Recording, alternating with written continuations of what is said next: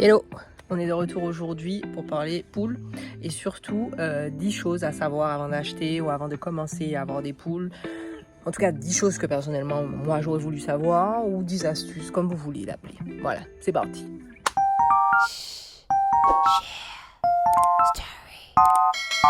Premièrement, soyez sûr d'avoir assez de temps pour vous occuper d'un animal déjà. Quel qu'il soit. Un chien, un chat, une poule, c'est pareil. Ça demande du temps parce qu'il faut s'en occuper, il faut checker, il faut veiller, etc., etc. Là, je parle bien sûr, si vous voulez, un petit peu de poules, pas des grosses quantités de poules. Tu vois, genre quelques poules, genre grand maximum une vingtaine de poules pour avoir, voilà, pour qu'elles courent dans votre jardin, etc., pour qu'elles puissent manger des nuisibles et qu'elles vous fassent des œufs. On parle de ça, je parle pas de quand vous voulez vendre vos œufs et tout en commercialisation. Là, je parle au niveau maison, ok? Donc, normalement en général c'est entre 2 et grand maximum 20 poules. Voilà, on parle de ça, hein, là. Donc il faut que vous ayez assez de temps pour vous occuper de ces poules-là. Donc déjà, premièrement, soyez sûr d'avoir le temps. Voilà, c'est pas parce que vous voulez des œufs que vous avez le temps d'en avoir. Hein, le temps. Soit vous prenez des poules qui sont déjà grosses, donc c'est un petit peu plus compliqué parce qu'elles sont déjà habituées à un certain mode de vie. Donc c'est compliqué de les molletonner, les obliger à faire quelque chose. Elles vont pas vouloir. Voilà. Nous, on a adopté une poule, là, il balaye. Elle veut pas. Ok, la poule fait ce qu'elle veut, elle dort dehors parce qu'elle a été habituée à dormir dehors. C'est compliqué. Donc, il faut prendre le temps de rééduquer la poule et c'est même pas sûr qu'elle veuille aller jusque-là. D'accord? Donc, déjà, premièrement, choisissez à quel âge vous voulez vos poules. Est-ce que vous voulez grandes ou est-ce que vous voulez plus petites? Je vous conseille de commencer par moyen, donc c'est-à-dire à peu près ces tailles-là.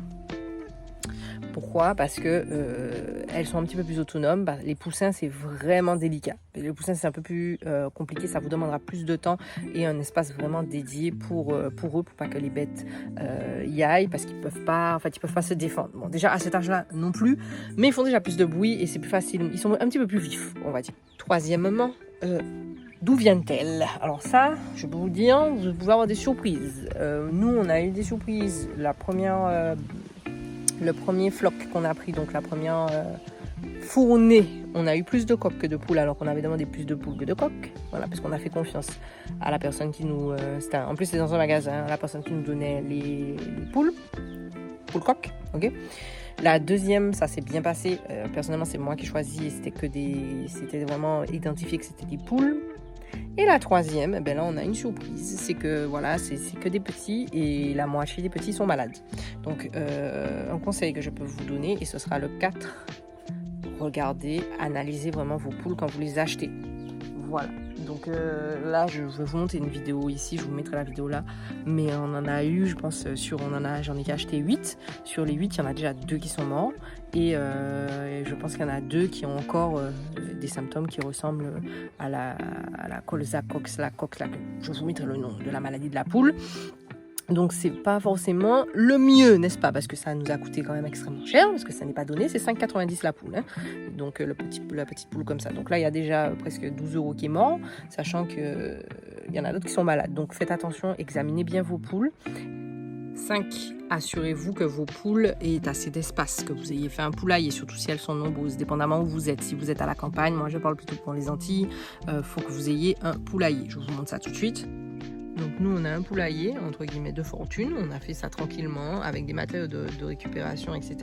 On leur a fait une petite trappe et comme ça elles peuvent aller dans le parc. Voilà, elles ont un autre parc après là-bas derrière et elles ont de l'espace. Mais la nuit elles rentrent au cas où il y ait les manicous, les mangoustes, etc. Donc elles sont protégées. Donc ça, et surtout aux Antilles, il faut penser à ça, surtout si vous avez beaucoup de poules et que vous voulez garder les œufs. Donc, comme ça au moins elles ont leur nid, vous savez que vous allez récupérer les œufs à un endroit bien précis.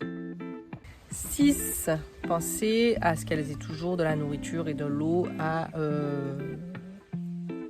portée de pattes, parce que ce sont des petites voraces et ce sont des petits gourmands. Elles vont prendre ce qu'elles ont besoin de prendre, mais il faut qu'elles aient accès, même si c'est rentré dans le poulailler ou bien c'est là où elles sont le plus souvent. C'est des bêtes qui ne sont pas bêtes. C'est des bêtes qui ne sont pas bêtes. Parce que si vous voulez, on a fait le parc, c'est une parenthèse, mais on a fait le parc là, vous voyez, il y a juste un trou là. C'est pas les poules ont déjà trouvé le trou. Il y en a une ils sont tous à l'extérieur maintenant. Septième, je continue avec la nourriture, ne leur donnez pas trop à manger. Alors ça, c'est une erreur qui a été faite de notre part parce que maintenant, on a des obèses. Voilà, on a des poules qui sont obèses, qui n'arrivent même plus à monter. Ce sont des fainéantes, ce sont des assistées. Voilà, ce sont des poules de luxe en fait. Et non, il faut pas.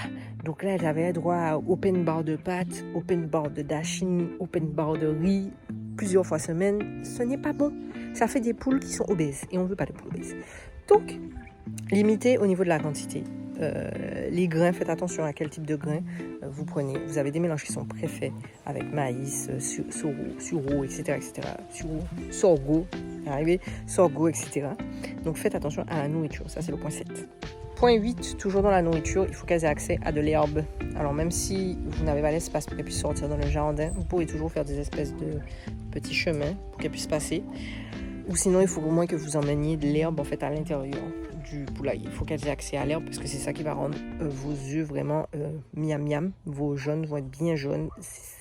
Vous allez voir, ça va être meilleur. Les œufs vont être mamma mia, vraiment très bons. Donc l'herbe, c'est important. 9, faites-leur des traitements assez régulièrement. N'attendez pas que la poule soit malade pour la soigner. Ça, c'est quelque chose qu'on a vite compris, dans le sens où on leur fait assez régulièrement des tisanes de thym, surtout quand il y a le changement de température entre le carême et l'hivernage, saison des pluies, et saison des pluies, carême, saison des pluies. Enfin bref, vous avez compris, quand le temps commence à changer, il y a le vent et tout, pour pas qu'elles attrapent un rhume, oui, parce que ça peut attraper le rhume.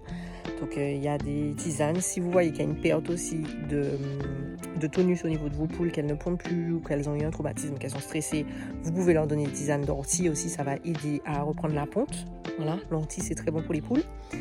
Et puis n'hésitez pas en fait à vraiment assez régulièrement, et ça c'est le point 9 je crois, j'en suis au 10. On est déjà au 10, je ne sais même plus. On est déjà à 10, oui. On est déjà à 10, voilà, ça passe vite. Hein. 10, n'oubliez pas de nettoyer très régulièrement leur poulailler, parce que sinon ça va, l'accumulation de caca, l'accumulation de nourriture, l'accumulation de plein de choses en fait fait que c'est plus facile pour elles d'attraper des maladies. Il faut que ça soit propre assez régulièrement, et assez régulièrement il faut que vous nettoyez leur poulailler quand même de fond en comble, que ça soit les nids, les aérés, remettre de la paille ou du cabouillac, peu importe ce que vous mettez.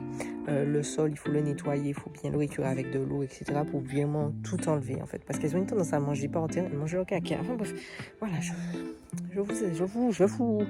vous passe les détails, mais vous savez, donc la priorité là, c'est que le poulailler soit propre. Qu'importe la grandeur du poulailler, il faut que ça soit propre. Il faut qu'elles aient des nids qui soient propres, et vous changez les lits de temps en temps, voilà. À retenir, c'est que si vous avez une poule qui est malade, ayez le réflexe de l'éloigner des autres pour ne pas qu'elle contamine tout votre petit gang. Voilà. Et bien c'est fini, voilà, c'est terminé. Vous avez eu 10 points. Flop flop.